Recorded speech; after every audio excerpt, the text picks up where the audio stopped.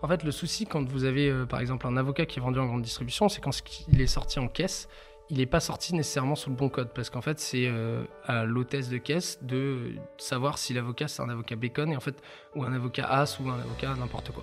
Et du coup, en fait, les données de vente sur lesquelles vous entraînez vos modèles, elles vont être fausses. Et donc, les stocks vont être faux, et tout ça, ça crée une boucle qui fait qu'aujourd'hui, les enseignes sont obligées de faire ça manuellement. Donc, le but de notre algorithme, c'est avant tout de corriger cette donnée fausse et de faire ce qu'on appelle de l'optimisation sous incertitude. C'est-à-dire qu'en fait, nous, on ne prédit pas, malheureusement, des choses qui sont certaines, et du coup, on va devoir enrichir cette donnée, donc comme j'expliquais tout à l'heure, via des paramètres météorologiques, de saisonnalité, de zones de chalandise, notamment savoir quel magasin est ouvert à côté en temps réel, etc. Et en fait, surtout, faire un gros pré-processing, donc cleaner proprement cette donnée de A à Z afin qu'elle soit exploitable pour nous. On a beaucoup d'enseignes encore aujourd'hui qui vendent à perte certains fruits ou certains légumes et qui ne le savent même pas. Je pourrais pas donner directement de nom pour pas les shamer, mais en tout cas, c'est un fonctionnement qui est assez commun parce qu'en fait, la donnée est tellement compliquée à gérer et en fait, je vous prends un exemple assez concret. Il y a beaucoup d'enseignes qui achètent des fruits ou des légumes à différents fournisseurs. Donc en fait, ces différents fournisseurs vont avoir différents codes d'articles et en fait, le code de vente va être unique. Donc par exemple, on va reprendre l'avocat vu que c'est le thème du jour. L'avocat, il est commandé en 10 sortes d'avocats et par contre, il sort en caisse sous un seul prix qui est l'avocat kilo. Et du coup, aller chercher ces 10 sortes d'avocats qui ont été commandés sur les 3 dernières années et comprendre quelle a été la marge sur chacune des semaines de cet avocat-là, c'est extrêmement complexe comme métier. Et c'est là où, du coup, aussi, au-delà de la partie modèle, etc., nous, on a vraiment une solution d'analytique qui permet aussi de leur faire se rendre compte, on va dire, de ce genre de sujet et du fait que il faut surtout pas vendre à perte ce genre de produit. Parce que la communauté est clé, parce que l'entraide nous possède, on a décidé de mettre en lumière tous ces visionnaires.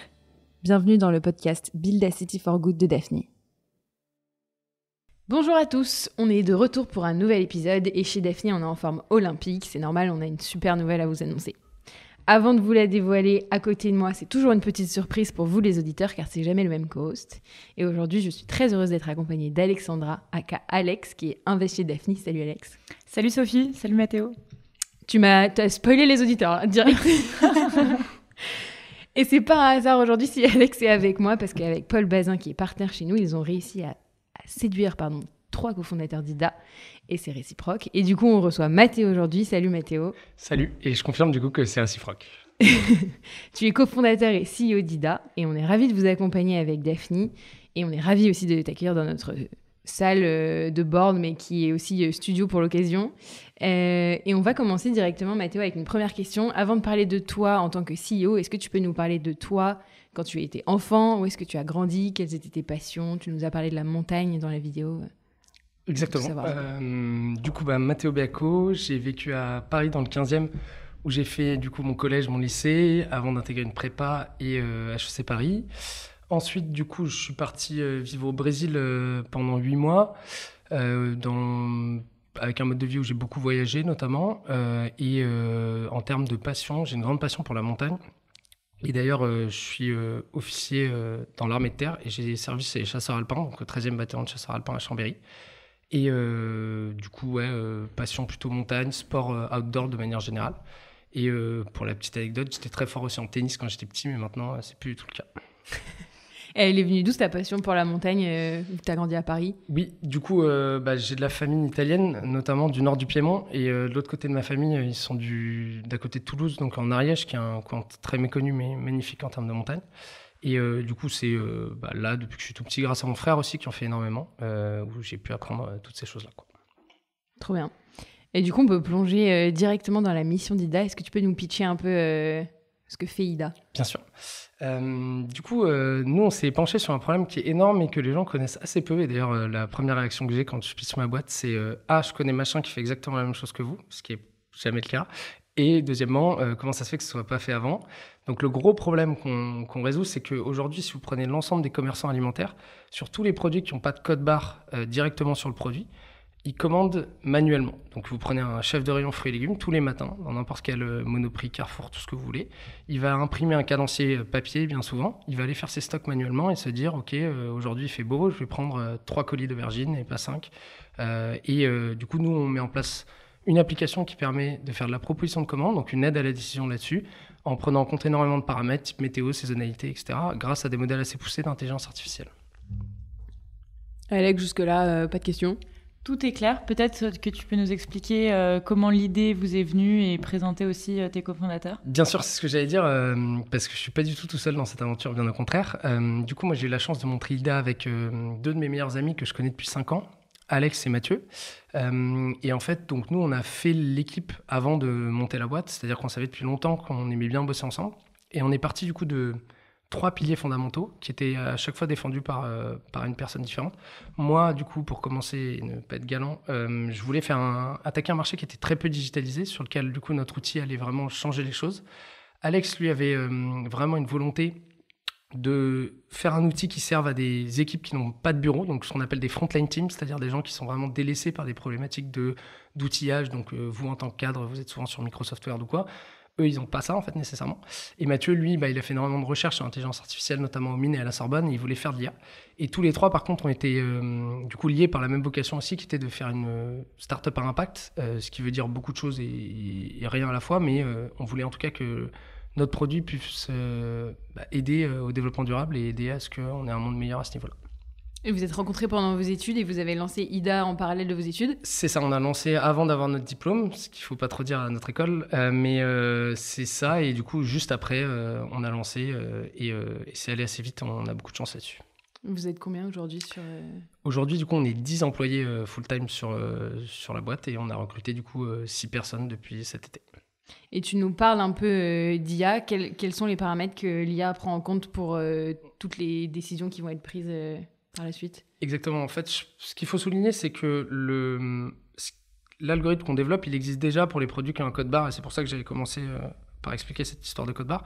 En fait, le souci, quand vous avez, par exemple, un avocat qui est vendu en grande distribution, c'est quand il est sorti en caisse, il n'est pas sorti nécessairement sous le bon code, parce qu'en fait, c'est à l'hôtesse de caisse de savoir si l'avocat, c'est un avocat bacon, et en fait, ou un avocat as, ou un avocat n'importe quoi. Et du coup, en fait, les données de vente sur lesquelles vous entraînez vos modèles, elles vont être fausses. Et donc, les stocks vont être faux, et tout ça, ça crée une boucle qui fait qu'aujourd'hui, les enseignes sont obligées de faire ça manuellement. Donc, le but de notre algorithme, c'est avant tout de corriger cette donnée fausse et de faire ce qu'on appelle de l'optimisation sous incertitude. C'est-à-dire qu'en fait, nous, on ne prédit pas, malheureusement, des choses qui sont certaines, et du coup, on va devoir enrichir cette donnée, donc comme j'expliquais tout à l'heure, via des paramètres météorologiques, de saisonnalité, de zones de chalandise, notamment savoir quel magasin est ouvert à côté en temps réel, etc. Et en fait, surtout, faire un gros pré-processing, donc cleaner proprement cette donnée de A à Z afin qu'elle soit exploitable pour nous. C'est quoi la différence entre, t'as dit quoi, un avocat bacon et un avocat as? L'avocat as, il est un peu plus sombre que l'avocat bacon. On apprend des choses tous les jours. C'est ça. Ok, et aujourd'hui, vous travaillez avec... vous avez une grosse base de clients? Ça fait quoi? Ça fait 1 an que vous avez lancé Ida à peu près? C'est ça, ça fait un peu moins d'1 an. Et on a la chance d'avoir pas mal d'enseignes qui commencent à nous faire confiance. Notamment Naturalia. On commence beaucoup de choses avec Carrefour qui sont très très intéressantes. Et en fait, c'est une enseigne qui a la chance d'être très très digitale sur cette partie-là et qui est très en avance sur certains sujets. Donc on a la chance de faire partie de gros projets avec eux, quoi. Et tu disais justement que tu avais envie de te lancer sur une aventure dans un secteur un peu sous-digitalisé. Est-ce que tu peux nous parler un peu de tes premières discussions avec les prospects, les clients? Quelles ont été leurs réactions et comment tu vois la suite pour avancer? Ce qui était très intéressant dans les premières discussions qu'on a eues avec eux, c'est que ce qu'on fait, comme je le rappelais, existe déjà pour les produits qui sont dits GN-codés, donc qui ont un code barre. Donc en fait, quand on arrive devant une enseigne, ils n'ont pas de doute sur la pertinence de ce qu'on peut apporter. Ils ont plus de doute sur la possibilité que maintenant ce soit possible versus avant. C'est-à-dire que la première chose qu'ils vont vous dire, c'est « Ah oui, mais nous, on a déjà essayé les modèles qu'on a sur le GN-codé, ça ne fonctionne pas sur les fruits et légumes. Et ça ne fonctionne pas sur la boucherie, ça ne fonctionne pas sur la boulangerie. » Et nous, ce qu'on leur répond, c'est « Tant mieux, parce que c'est notre métier de faire ça sur ces produits-là. » Donc en fait, c'est là où c'était très intéressant, c'est que c'est des enseignes qui ont une volonté de s'améliorer, ont une volonté d'entrer dans des démarches RSE qui sont très intéressantes. Il y a des départements RSE dans n'importe quelle enseigne de la distribution aujourd'hui. Et de manière plus générale, moi, c'est un secteur qui me passionne énormément. C'est un secteur qui touche tout le monde. On a beau dire ce qu'on veut de la grande distribution, à la fin, tout le monde lui achète à manger. C'est bien sa définition. Et bien loin de certains clichés qu'elle peut avoir médiatiquement, c'est vraiment une industrie absolument passionnante. Donc le challenge pour vous, c'était de les convaincre sur la viabilité de votre projet Exactement. De montrer qu'en fait, nos prédictions fonctionnaient très bien, ce qui est le cas, et de montrer qu'elles pouvaient leur rapporter plus d'argent que ce qu'ils investissent dans notre solution, ce qui est le cas aussi. Donc, c'est vraiment des bonnes nouvelles à ce sujet-là, quoi. Et tu as par exemple des chiffres ou des exemples des conséquences d'une mauvaise gestion des stocks? Bien sûr, on a beaucoup d'enseignes encore aujourd'hui qui vendent à perte certains fruits ou certains légumes et qui ne le savent même pas. Je pourrais pas donner directement de nom pour pas les shamer, mais en tout cas, c'est un fonctionnement qui est assez commun parce qu'en fait, la donnée est tellement compliquée à gérer et en fait, je vous prends un exemple assez concret. Il y a beaucoup d'enseignes qui achètent des fruits ou des légumes à différents fournisseurs. Donc en fait, ces différents fournisseurs vont avoir différents codes d'articles et en fait, le code de vente va être unique. Donc par exemple, on va reprendre l'avocat vu que c'est le thème du jour. L'avocat, il est commandé en 10 sortes d'avocats et par contre, il sort en caisse sous un seul prix qui est l'avocat kilo. Et du coup, aller chercher ces 10 sortes d'avocats qui ont été commandés sur les 3 dernières années et comprendre quelle a été la marge sur chacune des semaines de cet avocat-là, c'est extrêmement complexe comme métier. Et c'est là où, du coup, aussi, au-delà de la partie modèle, etc., nous, on a vraiment une solution d'analytique qui permet aussi de leur faire se rendre compte, on va dire, de ce genre de sujet et du fait que il faut surtout pas vendre à perte ce genre de produit.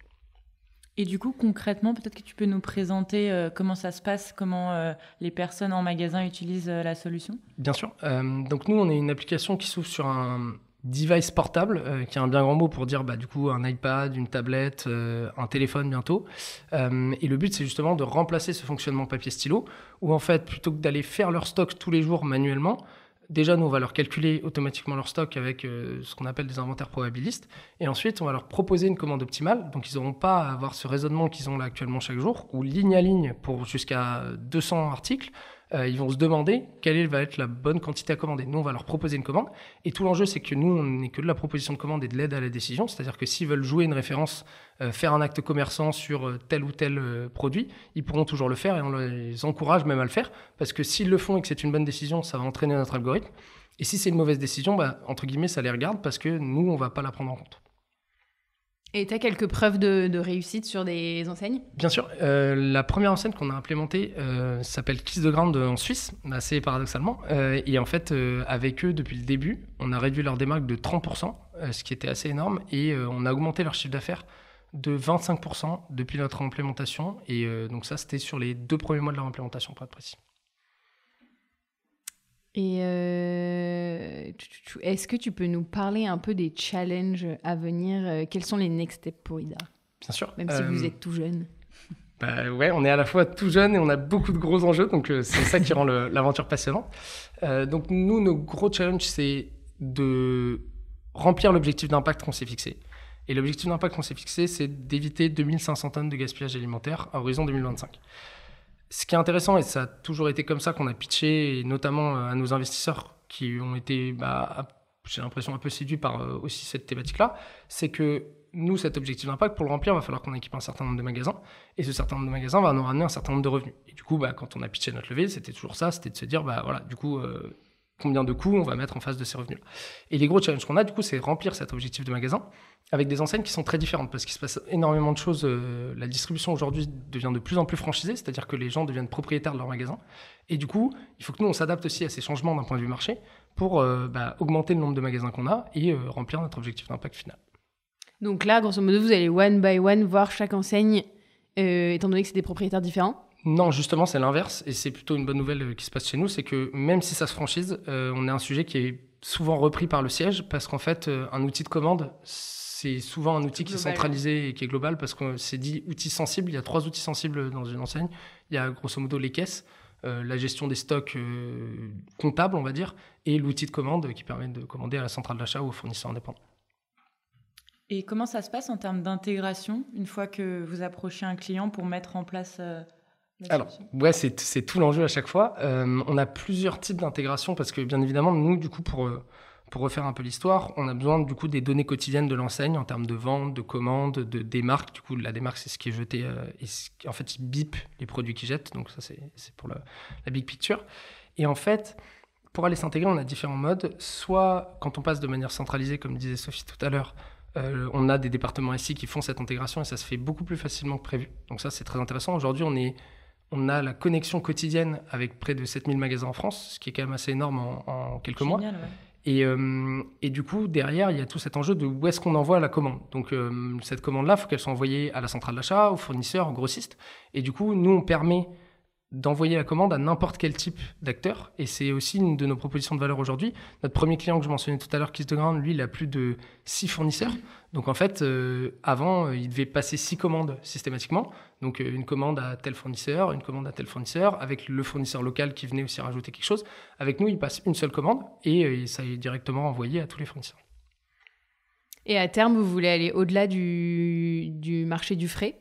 Oui, du coup, on a deux pistes de croissance là à terme. La première, c'est du coup de s'étendre assez rapidement sur des produits qu'on dit frais traditionnels. Donc le frais traditionnel, ça regroupe tous les produits qui n'ont pas de code barre, comme je le mentionnais au début, donc boucherie, marais, poissonnerie, du coup marais un peu, boulangerie, etc. Et donc ça, c'est une piste de croissance horizontale. On a aussi une piste de croissance verticale qui nous est déjà demandée par plusieurs clients, qui est en fait d'aller vers la centrale d'achat. Et en fait, une centrale d'achat, ça réfléchit comme un gros magasin, parce qu'une centrale d'achat, elle peut stocker des produits. Et en fait, du coup, de faire le même algorithme de forecasting qu'on fait, mais appliqué à des magasins qui sont énormes, qui sont des centrales d'achat, pour leur permettre eux aussi de réduire drastiquement leur gaspillage, ce qui est la mission de la boîte avant tout. Trop cool. Et en termes d'équipe, peut-être que c'est le moment d'annoncer si tu as des recrutements, si tu cherches des C-level ou autres, n'hésite pas. Bah justement, ce sera aussi l'enjeu de l'annonce de la levée. Donc là, actuellement, on est une équipe de 10 personnes avec beaucoup de data scientists. Globalement, c'est quand même la mission de la boîte avant tout. Et là, on lance une campagne de recrutement en sales et opérations, justement, pour venir étoffer la partie business et accompagner nos déploiements magasins à venir. Tous les sales, foncez chez Ida. Et peut-être, pour faire parler un peu plus Alex, tu peux nous dire pourquoi Daphni a choisi d'investir dans Ida ? Ouais, avec plaisir. Pour plusieurs raisons. Déjà, on a beaucoup regardé tous les sujets de supply chain et d'optimisation de la supply chain. Donc, comment notamment limiter le gaspillage pour des raisons environnementales, bien sûr, mais aussi parce qu'on pense que c'est aussi une clé pour réduire les coûts opérationnels. Et c'est important, notamment dans le contexte économique actuel. Et on a toujours eu cet ADN chez Daphni de Tech for Good. Et donc, c'est un sujet qui nous plaît, qu'on a beaucoup regardé. Et au-delà de ça, j'ai rencontré Mathéo très tôt. Tu étais encore, il me semble, en master à l'époque. Au tout début, aux prémices du projet. Et on a eu un très bon feeling à ce moment-là. On s'est suivis jusqu'au moment de la levée. Et comme tu disais, c'est un secteur qui est encore un peu old school par certains aspects. Et donc, il faut une équipe avec une niaque d'enfer. Et on l'a retrouvée chez vous. Donc, c'est ce qui nous a poussé à investir. Et tu disais dans la vidéo, t'as dit 2 vérités et un mensonge. Et tu nous as expliqué en off la raison de pourquoi Ida. Et tu peux la décrire à nos auditeurs ? Oui, du coup, Ida, ça reprend une légende mythologique comme beaucoup de boîtes, mais il n'y a pas beaucoup de boîtes qui s'appellent Ida. Du coup, mais il y a un projet chez Volkswagen. Mais il y a un projet, ouais, c'est ce que j'allais dire. On a failli se prendre un procès de Volkswagen qui nous aurait fait perdre ce très bon nom Ida, que nos clients prononcent très souvent d'ailleurs IDEA, ce qui est assez frustrant. Mais du coup, la légende d'Ida, c'est que quand Zeus est né, du coup, vous le savez, Chronos voulait le manger et n'était pas très content de son fils. Et du coup, Zeus a été protégé dans une grotte en Crète. Et à l'époque, il était nourri par une nymphe qui s'appelait Ida. Et du coup, qui était très pressée, car très stressée de nourrir Zeus face aux menaces de Chronos. Et du coup, elle s'est écorchée sur un framboisier. Et à l'époque, les framboises étaient blanches, et elle a coloré de son sang, du coup, la couleur de la framboise, qui est devenue rouge. Et c'est ce qui a donné le nom à la boîte, parce qu'en fait, si on prend les fruits rouges, fruits d'été de manière générale, c'est les produits les plus fragiles et donc les plus gaspillés aujourd'hui par les commerçants alimentaires. Et Ida, donc, qui a une petite framboise comme logo. Et c'est ce que j'allais dire, c'est surtout le logo de la boîte. Et notre couleur, on va dire, un peu fondamentale, ce rouge framboise qui est très joli. Et on a l'habitude aussi de poser à nos invités les questions suivantes. Donc, comment est-ce que tu builds City for Good ? Tu as partiellement répondu dans la vidéo. Est-ce que tu peux reprendre cette question ? Bien sûr. Et ça me permettra aussi d'évoquer 2 points qu'on évoque assez peu aussi dans la mission de la boîte, mais qui sont pourtant au cœur, et en tout cas au cœur de ce que veulent faire aussi les équipes d'Ida aujourd'hui. La première, du coup, c'est réduire drastiquement le gaspillage. Ça, on en a beaucoup parlé. La deuxième, c'est de réduire la pénibilité du quotidien des équipes opérations en magasin. Parce qu'en fait, passer 2h30 à commander, à faire des stocks tous les jours, c'est pas nécessairement une tâche qui leur plaît à tous. Et le troisième point qu'on voit beaucoup et qu'on a vu chez un de nos clients chez Biocop, c'est de rendre ces produits moins chers. Parce qu'en fait, quand vous gaspillez 5 à 12% de votre chiffre d'affaires qui du coup finit à la poubelle, parce que je ne l'ai pas mentionné, mais c'est des produits qui sont très peu utilisés par des applications de dernier kilomètre, comme je les appellerais, donc les Too Good To Go, Phoenix, etc. Parce qu'en fait, il n'y a pas de date de péremption, donc les fruits et légumes notamment sont souvent jetés. Et du coup, quand on gaspille 5 à 12% de chiffre d'affaires, c'est le prix que paye le consommateur, donc vous et moi, pour ces produits en plus. Et du coup, on a un Biocoop sur lequel on a réduit sa démarque, qui nous a dit, grâce à vous, j'ai fait mes produits du coup X% moins chers. J'ai plus le montant en tête, mais c'était assez significatif. Et du coup, on l'a un peu réinscrit dans les valeurs de la boîte, qui était aussi de rendre ces produits frais, qui sont bons pour la santé, qui sont du coup bons aussi pour les producteurs qui les font, parce qu'ils sont quand même beaucoup produits en France, et du coup de les rendre plus accessibles à tous en contexte d'inflation, comme le mentionnait Alexandra, c'est vraiment quelque chose qui est intéressant et qui nous pousse à agir aujourd'hui. Trop bien, mais tu réponds un peu à ma deuxième question qui est comment est-ce que tu passes de 10 tonnes à 2 tonnes? C'est un peu notre sujet du moment chez Daphni, de réduire son empreinte de carbone. Et notre but, nous, en soutenant des entrepreneurs, c'est de minimiser son impact. Du coup, comment, selon toi, on baisse de 10 tonnes à 2 tonnes? Tu as un peu répondu. Et quelle est ta vision un peu sur le monde de 2050? Complètement. Du coup, à ce sujet-là, il y a un chiffre que j'ai pas donné dans la vidéo qui est quand même assez frappant, c'est que si on prend le gaspillage qui est dû aux surcommandes de produits frais en Europe, en 2022, il émet 6 fois plus de gaz à effet de serre que l'ensemble du transport aérien en Europe. Donc ça, c'est selon l'ADEME. Et donc, quand on parle de 10 tonnes à 2 tonnes, revient très souvent le sujet de l'aéronautique et de l'impact carbone de l'avion. Et du coup, je pense que c'est intéressant aussi de le mettre au regard d'autres causes qui sont parfois un peu moins médiatisées. Donc là, le gaspillage, ça va mieux grâce à pas mal d'icônes comme Lucie Bage, Jean Moreau, de Phoenix, etc. Mais c'est en tout cas, à mon goût, pas assez mis en avant. Et surtout, ce qui n'est pas assez mis en avant pour moi, c'est la partie vraiment optimisation. C'est-à-dire qu'en fait, là, on n'est pas dans un scénario et on pense ce qu'on veut de la partie décroissance ou quoi. Mon point n'est pas de me positionner face à ça. Mais en fait, nous, on va déjà chercher énormément de ces 8 tonnes dont vous parlez en allant chercher beaucoup d'optimisation. Et je pense qu'il y a encore beaucoup de choses qui ne sont pas assez creusées sur ces sujets-là en termes d'optimisation et qui pourraient apporter énormément. Et à court terme, puisqu'on parle de 2050 et que l'urgence est quand même assez énorme. Donc, Très clair. Alex, des questions? Très clair, on passe aux questions de la fin? Ouais, vas-y. Allez. Alors, quelle est ta recette du moment? Ma recette du moment, c'est le risotto aux champignons. Très de saison, on adore. Ouais, en bossant dans les fruits et légumes, on est obligé. Rien à voir avec la food. Est-ce que tu as une bonne astuce pour déconnecter? Aller en montagne, là où ça capte pas. J'ai pas trouvé mieux pour l'instant. Et montagne, hiver comme été, du coup? Hiver comme été, ouais. Je vais essayer de skier ce week-end, en novembre, en faisant du ski rando. C'est pas mal tombé. C'est pas mal tombé. Et quelle est la conviction que tu as et qui est partagée par peu de monde? Elle est compliquée, si tant est qu'il y en ait une. Je vais dire un truc très niche. C'est le but. Lance-toi. Du coup, j'ai pas énormément parlé de ça, mais du coup, j'ai eu un cursus dans l'armée française via mon parcours à HEC. Et en fait, du coup, on a énormément de budgets qui sont alloués à l'armée aujourd'hui parce qu'on a la crainte d'un conflit qui est assez massif. Et en fait, je trouve politiquement qu'il y a un message qui est trop peu partagé, c'est le fait que on a un budget qui est énorme, mis au regard de conflits qui sont en train de décroître, en tout cas d'un point de vue français. On a quitté le Mali, on a quitté énormément de théâtres d'opération. Et du coup, je trouve que c'est un sujet qui n'est pas du tout assez mentionné, mais c'est hyper niche. Donc, je ne sais pas si des gens se retrouveront dans mon opinion politique qui est de dire faudrait peut-être discuter un peu de ces budgets-là et notamment les mettre dans d'autres budgets qui sont peut-être plus nécessaires en termes de transition écologique notamment. Et je trouve que c'est pas du tout assez fait. Donc, je suis assez...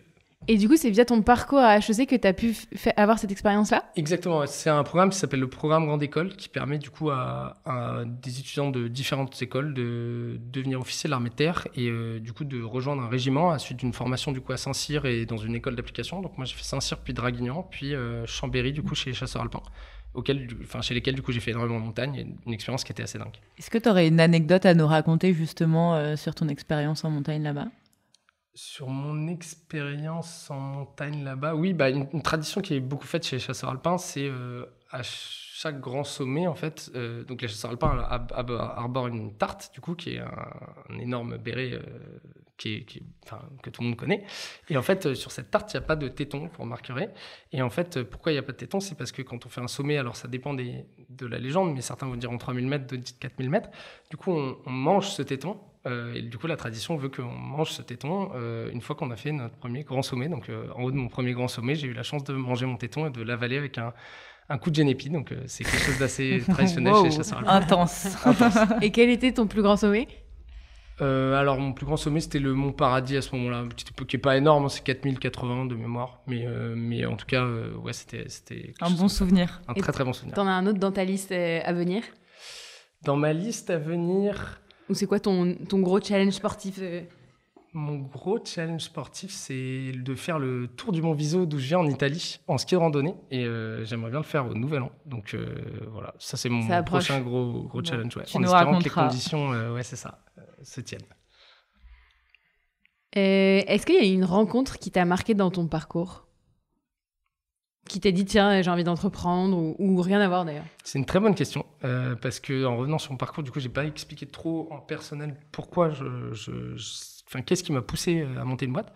Et en fait, c'est la rencontre des fondateurs d'Oversea, qui sont d'ailleurs très en lien avec Daphni, pour qui j'ai travaillé du coup en 2021 en stage à l'époque.